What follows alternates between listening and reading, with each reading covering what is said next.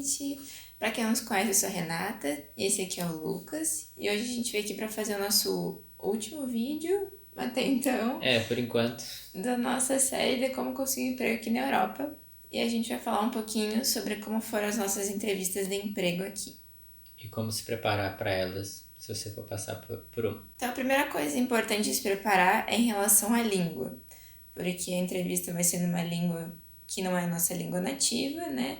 No nosso caso, nossas duas entrevistas foram em inglês, porque a gente trabalha em inglês, mas pode ser também outras línguas, e o importante é se preparar e saber o vocabulário certinho que pode ser usado numa entrevista. Porque às vezes você não tem uma confiança ainda no idioma se você nunca viveu naquele país como a gente só tinha morado no Brasil antes. Então, por mais que você tenha um relativo bom domínio do idioma, vão ter algumas palavras que você pode acabar não se lembrando e acabar se embananando na hora. Então, é bom tentar você treinar isso antes. E como é que a gente pode se preparar, então, o vocabulário e saber mais ou menos o que a gente consegue, o que vão perguntar e o que a gente responde? Tu pode pesquisar no Google exemplos de entrevista para a própria vaga que tu quer aplicar. Eu, por exemplo, quando fui aplicar para essa vaga que eu consegui emprego, eu pesquisei especificamente o nome da vaga e a entrevista, e não tinha só material escrito, também tinha vídeo aqui no YouTube. E aqui no YouTube também tem muitos vídeos da gente ensinando a passar por uma entrevista em inglês, principalmente gente de fora, mas também gente do Brasil, e falando mais ou menos as perguntas mais perguntadas ou coisas que podem acontecer e esse tipo de coisa. E a gente vai deixar um link com uma lista de perguntas gerais. Perguntas do tipo, qual que é seu ponto forte, seu ponto fraco? Ou quando é que você teve que resolver um conflito no teu último emprego? Como é que você se vê daqui 5 anos? Qual que é a tua pretensão salarial? Então isso é uma coisa que às vezes você tem que dar uma pesquisadinha antes, ou então falar sinceramente que você não sabe o que esperar, porque às vezes a gente não tem noção de custo de vida e tudo mais. Mas o mais importante é você pegar essa lista e você conseguir responder cada uma delas. E aí, quando você for responder pela primeira vez, você vai perceber que se você for por um determinado caminho, vai ficar meio truncado, ou tu vai esquecer uma palavra, ou você, sei lá, tem dificuldade em pronunciar uma certa palavra.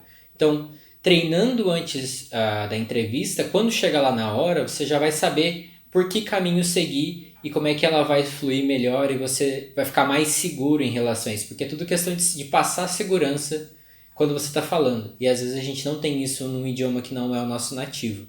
Então a gente vai deixar uma lista de perguntas, de alguns links que a gente achou interessantes, para vocês terem uma ideia, mas procurem, como ela disse, específico para a profissão de vocês também. Às vezes quando a gente quer dar uma resposta, assim, às vezes uma palavra não funciona e a gente acaba se embananando.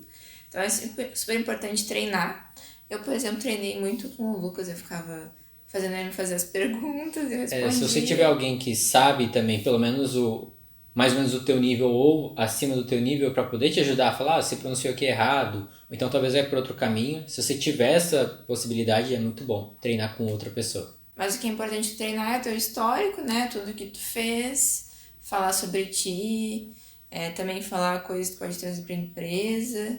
Por que você está querendo trabalhar com eles? Se você tem perguntas sobre a empresa, isso pode chamar a atenção deles, se você já chegar com conhecimento do que essa empresa é, o que ela faz. Então é bem legal a gente se preparar para todas essas possibilidades. Claro que pode ser que tenha pergunta que tu não tenha nem ideia de que vão perguntar, acontece, mas aí pelo menos tu já vai estar um pouco mais preparado, assim, uma linha de pensamento mais ou menos. Então agora falando um pouquinho da experiência que eu tive aqui, o que eu fiz foi mandar o currículo para a vaga, eu vi a vaga no LinkedIn e apliquei com o currículo com aquelas dicas que eu dei aqui no canal. Depois disso, eu acho que na mesma semana eles me pediram para fazer uma entrevista comigo pelo Zoom. Então eu fiz essa entrevista, durou tipo uns 15 minutos talvez, parecia algo bem... Uma triagem, basicamente, para ver se batia mais ou menos o perfil, se a pessoa conseguia se comunicar. E aí, depois disso, me falaram que iam entrar em contato comigo para fazer um teste psicológico. Aí o RH entrou em contato comigo, eu tive que fazer um teste psicológico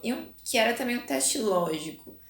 Então era um teste super longo e aí tinha perguntas... Tinha perguntas, não era mais lógica, né? Era um teste de lógica, basicamente. Eu vi algumas das questões. Resolver problemas em determinado tempo, identificar padrões. Então, assim, isso é algo que eu não passei, por exemplo, Mas ela passou, então, dependendo para onde você for aplicar, é bom tentar treinar isso também. A gente não esperava e a gente acabou sendo pego desprevenido. Eu nunca imaginei que ia ter um teste de lógica.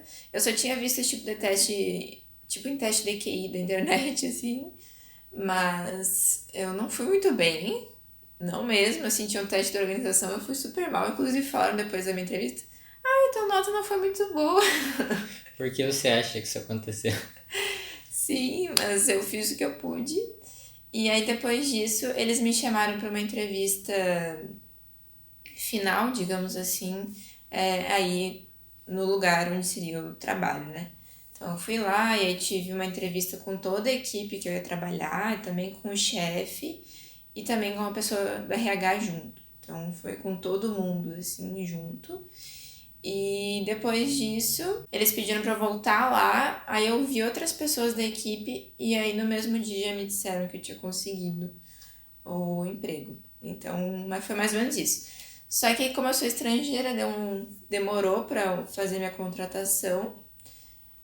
E aí acho que demorou cerca de um mês depois da entrevista pra efetivamente começar. Como vocês podem ter notado, ela passou por várias rodadas de entrevista com diferentes pessoas, e isso é muito comum, eu também passei por isso.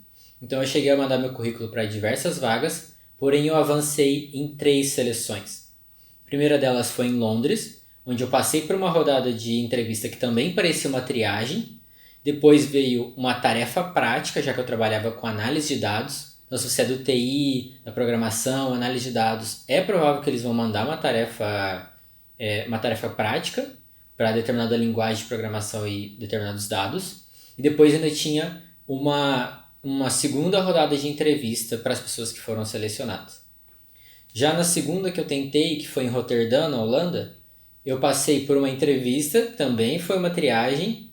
Depois eu passei por uma rodada de entrevista com 5 pesquisadores, onde cada um deles tinha 5 minutos comigo. Então, eu ficava na mesma sala do Zoom e eles iam revezando e trocando cada um dos 5 pesquisadores e cada um fazia um tipo diferente de pergunta. Nesse caso fica um pouco difícil até de se preparar, porque cada um vai falar uma coisa. Mas, então, várias e várias e várias rodadas. E na que eu fui contratado, por ironia, foi a única que teve uma única entrevista com o chefe e mais 2 supervisores, que são meus supervisores atualmente, no qual eu tive que fazer uma apresentação de 10 minutos sobre mim e o trabalho que eu fazia no meu emprego anterior. Então eu tive que apresentar 4 slides, por exemplo, que eu apresentei em 10 minutos sobre o que eu estava fazendo e vender meu peixe, basicamente. Esse tipo de apresentação, onde você tem um curto espaço de tempo para se apresentar e ter o trabalho, às vezes é conhecido como pitch elevator. Então dá para pesquisar esse termo e ver como é que você se prepara para ela, também foi uma coisa que aconteceu. Mas aqui a ideia do vídeo de hoje era a gente falar como é que a gente conseguiu se preparar para essas entrevistas, então muita repetição das perguntas que a gente conseguiu pensar que eles fariam, e várias delas eles fizeram. No nosso caso, por exemplo, que nós somos da ciência, uma das principais perguntas é: por que você não fez um doutorado? Porque a gente só tem mestrado e geralmente as pessoas engatam um mestrado no doutorado. E nós dois decidimos que não queríamos, nós tínhamos certeza que eles iam perguntar, e em todas as entrevistas que nós fizemos eles perguntaram. Mas é isso, então. A gente espera que a nossa coletânea de vídeos aí tenha ajudado vocês.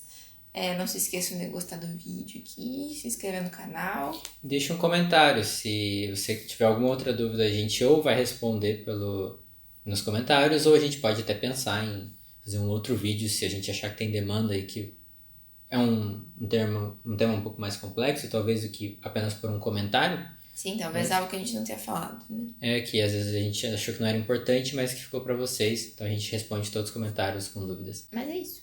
Então, um beijo.